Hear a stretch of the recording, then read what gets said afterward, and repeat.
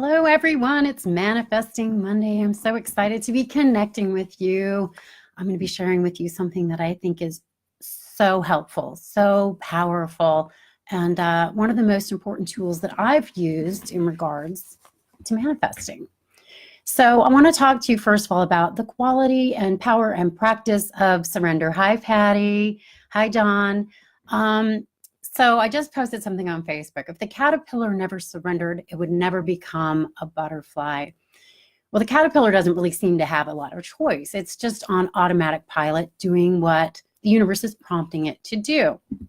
Hi, Norman. I'm so glad you're here. Hi, Ruth.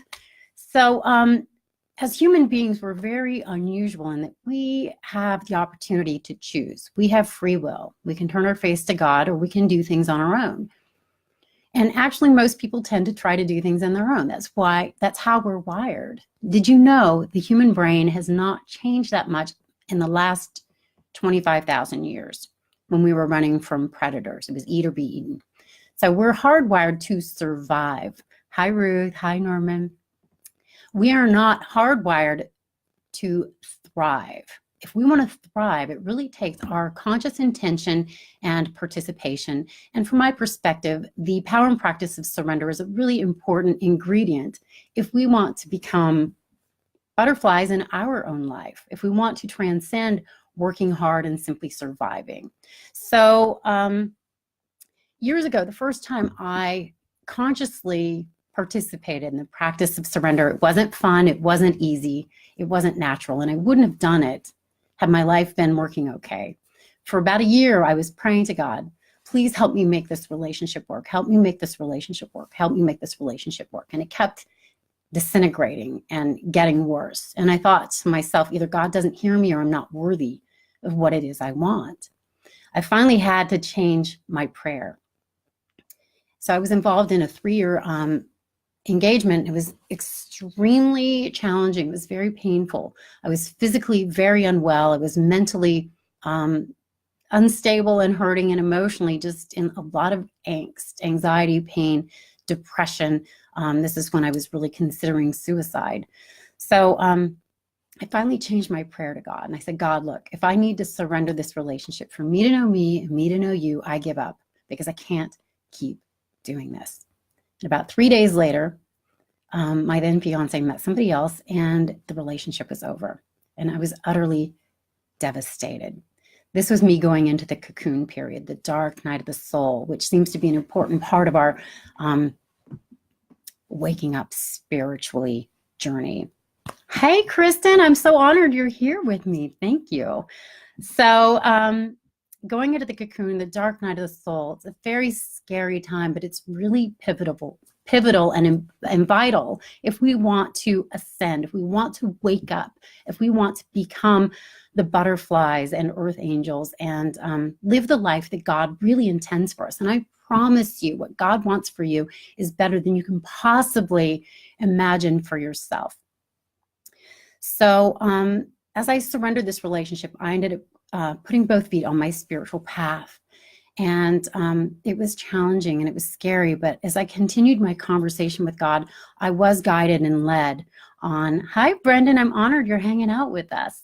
So I was guided and led on the path that God wanted me to be on. And I gathered a lot of tools. I gathered a lot of practices. I met a lot of teachers and healers that really helped me to figure out what was right and true for me. And I think we need to cherry pick. You don't just take everything everybody says or everything anybody says completely. We have to be discerning and choose what works for us and what doesn't, including what I'm telling you. This is only what's worked for me.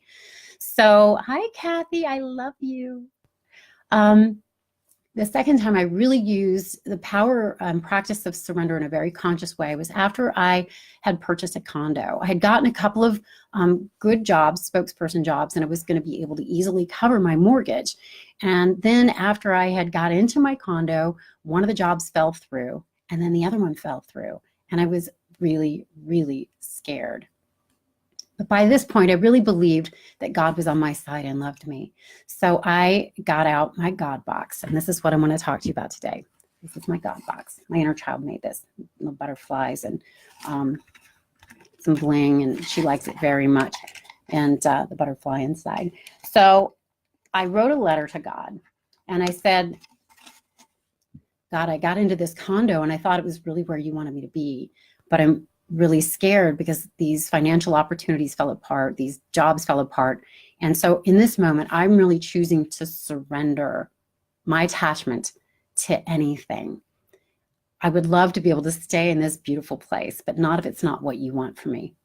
By this point, I really believed that God was on my side. You know, Einstein posed the most important question we can ask and answer for ourselves. Do you believe the universe is a safe and loving place or not? Years ago, I did not believe it, and my life was a reflection of that belief that was built on that fractured foundation of fear. As I started to experiment with the fact or possibility that God loved me, as I started to just imagine what that might be like, things started to get better. My teachers said, when they saw me really struggling with my health, Tammy, do you believe the universe is safe? Do you believe you're supported? I said, no, absolutely not.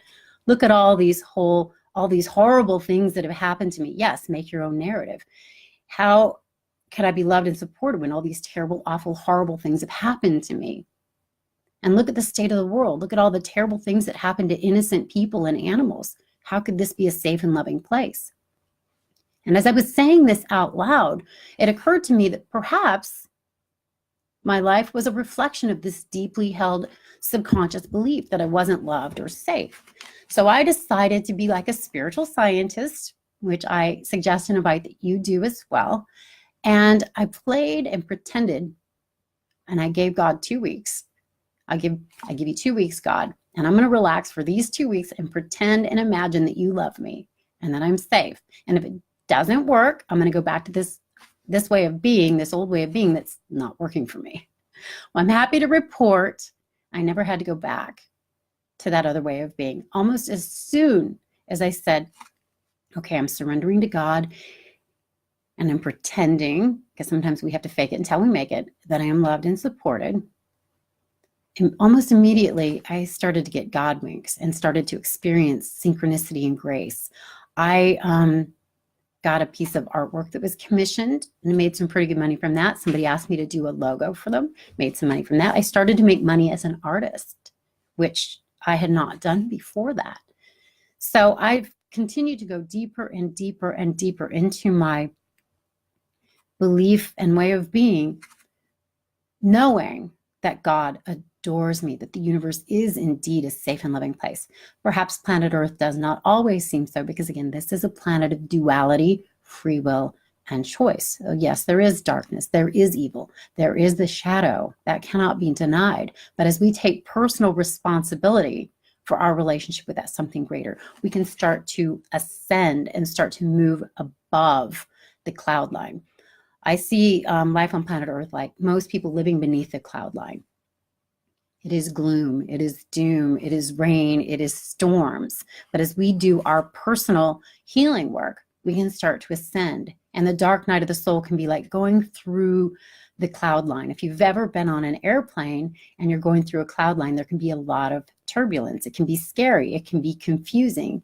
Hey, Kathy, I love you. I'm coming in clearer this week, aren't I? But if we have the presence of mind, and if we keep praying, if we keep choosing to believe we're loved and deepening in our faith, we get eventually above the cloud line to where there are blue skies and sunshine. And there you will encounter people that are talking about the gloom and the doom. But once you get above the cloud line, you're going to say, that's not my personal experience. And this happens a lot to me these days when people talk about the state of the world and things being so horrible. That's not my personal experience. But I've been really willing to do my inner work, the healing, bringing love and compassion to the places inside that hurt. I've been willing to keep surrendering and having that conversation with my inner child and God. So again, I want to get back to the God box a little bit here. And like I said, my inner child made this one, and it can be really powerful to create your own. The subconscious mind loves, thank you, Kathy. it loves participating in ceremony. So as we create something, it really supports us in aligning with our creator. But you don't have to do this. You can just go to, I think I got this one at Ross. And it's just a little box, and you can open it up and put your letters to the universe in it. You can, oh, this is one that a friend got me from Z Gallery. Marlene got me this. Isn't it gorgeous? So you can also get a shoe box. It doesn't matter. You can use anything as a God box. This is one that my friend Marla made. Isn't this adorable? It doesn't have to be big. It doesn't have to be fancy. It can be whatever you want it to be. And then I made this one with my mandala on it. I'm making a lot of God boxes these days. So what can you put in the God box? Anything and everything. Nothing's too small or too big for God to handle. So I've put things in like relationships. I've put things in like money, my financial fears. I've put that in there. Questions, when I have a question about a choice I need to make. God, will you please guide me on the path you would have me walk for my highest good and the highest good of all concerned. I put my horse in the God box. Do I buy Samson? Do I not buy Samson? After it's in the God box, you can put down what you want it to look like, what your ideal scene is. You can have a preference, but don't necessarily have an attachment. Hold it lightly. Give it to God and say, this or something greater for the highest good of all concerned, which includes you. It includes me. So if you've got a relationship with a person that you're concerned about, you're worried about. I've had friends that have really been struggling, and I've put them in the God box. You know, God, you created my friend, you created my sister, and you know what is best for them. So in this moment, I don't want to have an attachment to what this looks like, because we never, never, never know what another soul is trying to learn. We all have our own particular spiritual contracts and curriculum. And sometimes what looks really undignified from our perspective may be absolutely right for that person's soul. I know what I went through looked really undignified from the perspective of my family and friends, but it was exactly what my soul needed to wake up. You know, Zen, I've mentioned this before, has a saying, pain is the universal great awakener. And sometimes we need to fall to our knees. Sometimes we need to break open. A nervous breakdown can be the beginning of a nervous breakthrough. This is often when we choose to surrender to that something greater, when we start to have that really authentic conversation with the energy that's moving the planets around the sun and taking care of the seasons and turning embryos into babies, and is responsible for creating giraffes and puppies and horses and elephants and trees and flowers and butterflies. That energy is on our side as well, and we can create of our own understanding and accord, or we can choose to partner with that something greater. And from my personal perspective, and me being the spiritual scientist that I am, my life has become incredibly grace-filled, joyful, wonderful, blessed, peaceful, beautiful, and easy as I continue to go deeper and higher in my relationship with that something greater. So I really can't recommend the God box enough. And if you don't believe it, if you could just open your mind to experimenting with it, to see if it works for you. Hey, Sandy, how are you?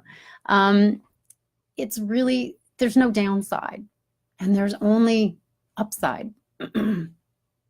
So again, the first time I surrendered, things fell apart, and I wasn't happy about the way things looked. I think the further we are away from our soul self, the more pain we're in, and the more painful it can be to start to come back into alignment with our soul self. But what I promise you is that you are adored and supported, and that God wants to live with you and through you, and what he has for you is better than what you can want for yourself. And I'll have to admit, my life does not look anything like I thought it would or what I thought I wanted it to, but I feel so much better than I ever thought I could. And I want this for you, and you deserve this. You just have to want it for yourself, and then participate with some of the tools and some of the practices that that are available. And I have a lot that have worked for me, and there's a lot of other opportunities and healers and teachers out there. Just I think when we're ready, when the student's ready, the teacher appears. So Norman, we go through what we go through to shale us up, to remind us why we are here, to evolve in light and love. And I think that's true. We are here to wake up, to live our own particular versions of heaven on earth. And I don't think many people are really doing that here and now. But this is a planet, again, of very extreme levels of consciousness. From kindergartners or maybe preschooler or baby consciousnesses all the way up to high school, college, and master's degrees and doctors in consciousness and everything in between. So if you're in junior high or you're in high school and you're having a conversation with a grade school person, you're not going to get mad at them. I like the saying a lot, you can't pour your quart into someone else's pint. You know, everybody has their own perspective and way of being and particular reality. We've all had experiences before incarnating as the human beings we are in this lifetime, and we will continue to exist in a different form as we drop our bodies and continue on our own personal spiritual paths. So again, we need to give people the dignity of their reality, even if it doesn't look very dignified from our perspective. The most important thing we can do is take personal responsibility for our particular reality. Learn to love ourselves no matter what. Love our inner child unconditionally, and allow God to love us, to be able to receive that grace and go deeper in our faith and connection to that something greater. It's pretty simple. It's not always easy, but I think when we boil it all down, the tools are pretty simple and accessible. Hi, Jacqueline, my sweet pea. How are you? I do love you, Kathy, and I do care. You know, I don't do what I do because I need a bunch of money. My husband's pretty successful. I can do anything I want and I can do nothing. He said I could sit on the couch and eat bonbons, but that doesn't feel quite satisfying. What I found brings me joy is being creative and loving on my horses and helping people get to higher ground. And that is my hope and prayer and intention for you, that something here I'm saying resonates for you, that you can take away a tool or just a nugget or a practice that you can start to participate in. Yep, we can never get it done and we never get it wrong. That is an Abraham quote, isn't it, Norman? We can't get it done and we can't get it wrong, so we might as well enjoy the journey. And again, that's something I hear more than anything when I meditate. Just slow down, relax, enjoy the journey. And I hope you are enjoying the journey and trusting that you're adored, trusting that you are absolutely loved unconditionally, that you are precious, that you are valuable, that you are priceless. And no matter what happens, no matter what has ever happened, you're incredibly, incredibly precious, beautiful, and lovable. I read this lovely quote the other night, and it was so wonderful. It was about standing outside beneath the stars. If you've ever done that, I imagine you're a little like me, and it's awe-inspiring and it's overwhelming, and it's unfathomable that all these galaxies and planets and stars exist out there. And I read something about how we can look at the stars and feel so small and so overwhelmed as we consider the universe, the enormity of the universe, but also consider that the universe is looking down at you as we stand under the stars, as you stand under the stars, and the universe is looking at the beauty and the unfathomable amazingness that is you. I thought that was such a lovely sentiment.